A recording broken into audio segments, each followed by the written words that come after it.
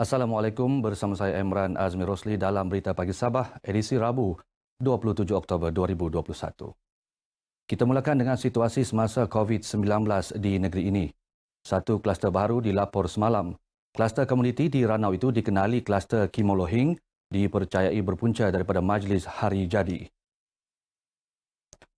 Berdasarkan kenyataan Harian Menteri Kerajaan Tempatan dan Perumahan Sabah, Datuk Seri Panglima Masidi Manjun, yang juga jurucakap COVID-19, kes indeks merupakan lelaki tempatan yang dikesan positif pada 18 Oktober lalu. Siasatan awal mendapati kes indeks mengadakan majlis sambutan hari jadi di rumahnya pada 12 hingga 14 Oktober. 2 hari kemudian, dia turut menghadiri majlis hari jadi di rumah saudaranya dan mula bergejala pada 17 Oktober. Saringan kontak rapat mendapati 48 orang dari lokaliti sama turut positif, menjadikan kumulatif kes bagi kluster itu 49 orang. Bagaimanapun, punca jangkitan sebenar masih dalam siasatan. Dalam pada itu, jumlah kes harian di Sabah meningkat 115 kes semalam kepada 565 kes berbanding 450 kes hari sebelumnya. 16 kematian turut direkod di 8 daerah dengan Kota Belud mencatatkan jumlah kematian tertinggi iaitu 5 kes. Kota Kinabalu, Tuaran dan Sandakan pula masing-masing mencatatkan 2 kematian, manakala kes selebihnya dilaporkan di Tawau, Telupit dan Kota Marudu. Dalam pada itu, 4 kompaun dikeluarkan di seluruh negeri kerana pelanggaran SOP COVID-19. Seterusnya, kita ikuti statistik terkini kes COVID-19 mengikut daerah dan kadar vaksinasi bagi Sabah. Peralihan Sabah ke Fasa 3 Pelan Pemulihan Negara PPN sejak 18 Oktober lalu merupakan peluang terbaik bagi rakyat untuk membangunkan semula pelbagai sektor penting. Ia sekaligus memberi peluang sektor ekonomi dan pelancongan dibuka semula dan menjana kembali ekonomi masyarakat. Ikuti laporan wartawan Magdalena Depol.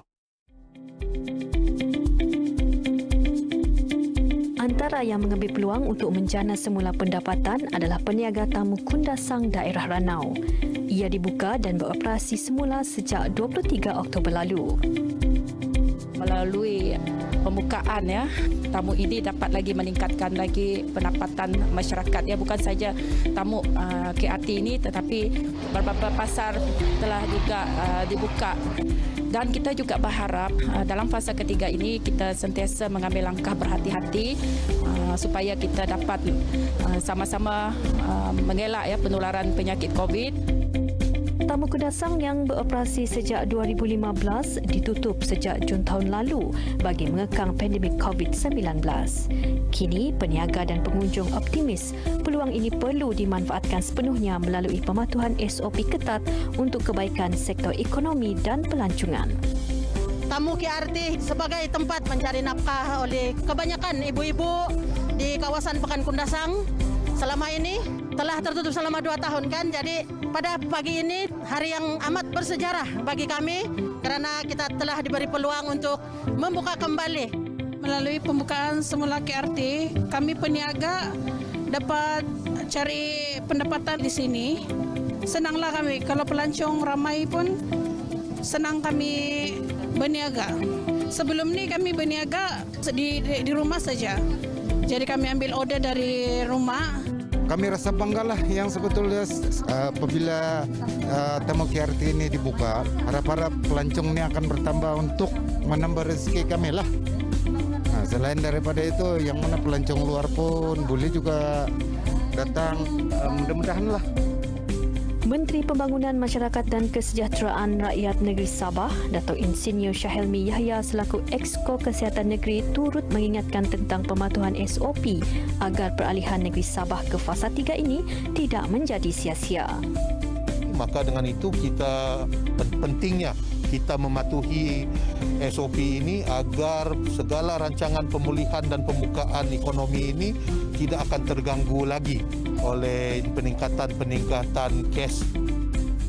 Kemeriahan dan juga keceriaan di Pekan Kundasang menunjukkan bahawa kita boleh kembali hidup seperti biasa, berkunjung ke pusat-pusat pelancongan tempatan di Kundasang. Dan juga kita harus memanfaatkan di mana peralihan kita kepada fasa ketiga di negeri kita untuk kita terus mematuhi SOP agar kes COVID-19 terus menurun dan kita bukan menjadi salah seorang penyumbang kepada kes meningkat di negeri kita.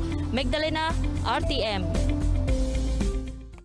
UMNO Sabah akan mencari pendekatan sesuai bagi membantu kempen calon pilihan raya negeri PRN Melaka yang akan berlangsung 20 November depan.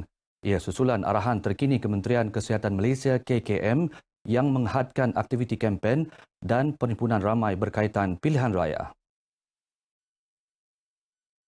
Timbalan Pengerusi UMNO Sabah, Datuk Yaakob Khan berkata usaha membantu kempen dalam PRN sudah menjadi tanggungjawab bersama demi memperkukuhkan parti.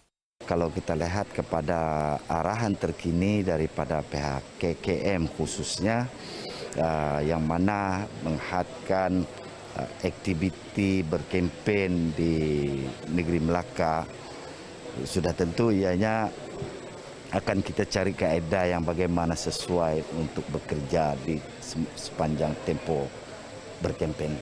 Datuk Yaakob ditemui pemberita di Kota Kinabalu bagi mengulas mengenai usaha UMNO Sabah membantu calon PRN Melaka. Baru-baru ini Menteri Kesihatan Khairi Jamaluddin dalam kenyataan di Ibu Negara menegaskan sebarang aktiviti perhimpunan atau majlis sosial berkaitan pilihan raya dilarang berkuat kuasa 25 Oktober hingga 27 November depan. Larangan itu ditetapkan meskipun Suruhanjaya Pilihan Raya bakal mengumumkan prosedur operasi standard PRN dalam masa terdekat. Penetapan larangan itu adalah berdasarkan peruntukan di bawah Peraturan 10/1 Peraturan-Peraturan Pencegahan dan Pengawalan Penyakit Berjangkit, langkah-langkah di dalam kawasan tempatan jangkitan Pelan Pemulihan Negara 2021 yang dibuat di bawah Subsection 11/2 Akta Pencegahan dan Pengawalan Penyakit Berjangkit 1988. Jabatan Kemajuan Islam Malaysia JAKIM sentiasa berusaha mencari jalan memperkasa kemudahan kebajikan kepada pelaksana program jabatan itu. Usaha itu bersesuaian dengan keperluan semasa. Kami memahami mereka ini adalah wajah-wajah di hadapan masyarakat yang memberi penerangan tentang Islam. Mereka ini yang melaksanakan amanah sama ada di peringkat negeri ataupun di peringkat negara. Tentunya kami pihak pengurusan JAKIM sentiasa memikirkan bagaimana untuk menambah baik khidmatan yang sedia ada. Dato' Abdul Aziz berkata demikian kepada pemberita RTM ketika ditemui dalam majlis walkabout Ketua Pengarah JAKIM di Dewan Institut Pengajian Islam dan Dakwah Sabah IBDAS di Keningau. Majlis turut dihadiri pegawai-pegawai penyelaras masjid daerah, penyelia kelas Al-Quran dan Fardu Ain Kafa dan guru-guru Kafa kawasan pedalaman atas. Dewan Usahawan Melayu Sabah menyambut baik pewujudan unit hub halal Majlis Ugama Islam Sabah MUIS yang merupakan langkah proaktif kerajaan negeri dalam menangani isu kemasukan barangan luar ke Sabah sekaligus memberi keyakinan kepada pengguna status halal makanan sesuatu produk. Presiden Dewan Usahawan Melayu Sabah, Datuk Awang Buhtamam Awang Mahmud berkata, langkah berkenaan turut memberi impak positif terhadap aktiviti perniagaan tempatan agar mampu bersaing di peringkat global. Tentunya apabila halal hub ini ditubuhkan di negeri Sabah, maka ia akan menjadi satu platform kepada usahawan untuk menghasilkan produk-produk halal ini dan tentunya ini akan dapat memberikan persada ataupun tempat usahawan-usahawan pengeluar-pengeluar makanan untuk memasarkan produk halal. Beliau ditemui pemberita RTM di Kampung Beringis, Papar. Pejabat unit hub halal MUIS dijadual beroperasi secara rasmi 1 November depan. Buat julung kalinya, Jabatan Bomba dan Penyelamat Malaysia JBPM menganjurkan pertandingan cabaran ujian kemahiran taktikal kebombaan UKTK secara maya melibatkan penyertaan 16 pasukan seluruh negara. Ia bagi menggantikan pertandingan kawat kecekapan pasukan keselamatan kebakaran yang dibuat setiap tahun. Pengarah JBPM Sabah, Mat Ali Ismail berkata, seramai 22 pegawai terpilih dari setiap balai bomba di negeri ini akan mewakili Sabah dan menjalani latihan sejak sebulan lalu. Objektif pertandingan ini adalah untuk melihat kecekapan pegawai kita dari segi menjalankan tugas sebagai pegawai di mana keupayaan mereka diukur dari segi kepantasan dan kemampuan mereka dari segi fizikal dan mental. Mat Ali berkata demikian kepada RTM dalam pertandingan cabaran UKTK di Balai Bomba Lintas Kota Kinabalu. Pertandingan tersebut melibatkan 7 acara, antaranya cabaran kecergasan, tangga, menara, relay dan cabaran Hercules. 5 acara secara berkumpulan dan 2 acara secara individu yang melibatkan lelaki dan wanita. Break Heart Challenge adalah acara individu lah. Paling top sekali. Ini memerlukan tenaga yang lagi tinggi stamina. Acara yang paling mencabar ialah Brave Heart, Ibu Segala Pingat. Cabaran ini melibatkan 4 acara. Satu orang kena laksanakan 4 acara tersebut. Endurance yang tinggi, strength yang kuat dan kekuatan mental. Sudah tentu acara ini memerlukan kekuatan stamina yang sangat-sangat tinggi. Jadi tahap training itu pun kita memerlukan training yang sangat-sangat beratlah supaya kita boleh mencapai stamina yang tinggi. Dalam pada itu, cabaran mengadili pertandingan yang diadakan secara maya ini pastinya terletak pada bahu para pengadil.